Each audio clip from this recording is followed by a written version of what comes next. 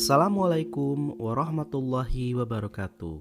Siswa dan siswi kelas 5 SDIT Al-Yasmin 2, kita kembali lagi. Selamat datang di Kolase. Seiring perubahan fisik dan mental kamu perlu banyak berbagi cerita pada orang yang tepat. Apakah emosi itu sama dengan marah? Pertanyaan ini harus kamu simak lebih dalam.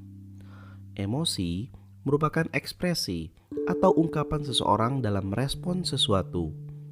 Emosi sendiri, menurut Kamus Besar Bahasa Indonesia, adalah luapan perasaan yang berkembang dan surut dalam waktu yang singkat. Jangankan Bapak, kalian tentu pernah merasakan emosi. Emosi sendiri sering dikaitkan dengan marah atau menangis. Hal ini tentu manusiawi. Apakah emosi itu dilarang? Tentu tidak. Kita tidak perlu gengsi menangis saat emosi. Bahkan kamu perlu menangis jika memang kamu merasakan goncangan batin atau mengalami kalut dalam suatu masalah. Cengeng. Ungkapan ini juga sering terlontar dari orang lain yang tidak paham kondisi diri kita. Orang yang menilai diri kita dari luar saat kita emosi sering berkata, "Udah, jangan nangis, kayak anak kecil aja." Ups, padahal menangis bukan hanya untuk anak kecil saja. Menangislah jika kamu memang perlu menangis.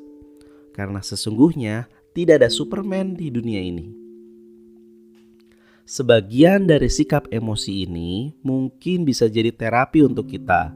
Bahkan tak jarang tentu kita pernah melihat orang lain meneteskan air mata saat sedang berdoa. Ini juga merupakan ekspresi dari emosi. Emosi yang brutal bisa menyebabkan sebagian orang berkata kasar dan juga berperilaku negatif. Ini sering kita jumpai dan menjadi masalah kriminal. Bahkan emosi yang kita pendam bisa menyebabkan kegilaan. Kita harus sadar dan memahami logika bahwa emosi itu tidak selalu marah, tapi emosi juga bisa reaksi kegembiraan, kesedihan, keharuan, dan kecintaan. Berjalanlah bersamaan.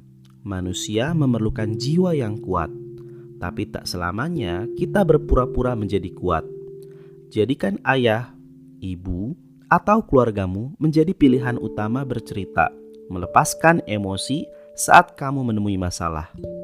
Tak perlu kamu tahan atau gengsi bercerita saat sedang emosi, karena tak ada manusia yang benar-benar sakti. Menjadi pendengar yang baik dan mampu menyimpan cerita adalah jalan besar menjadi dewasa.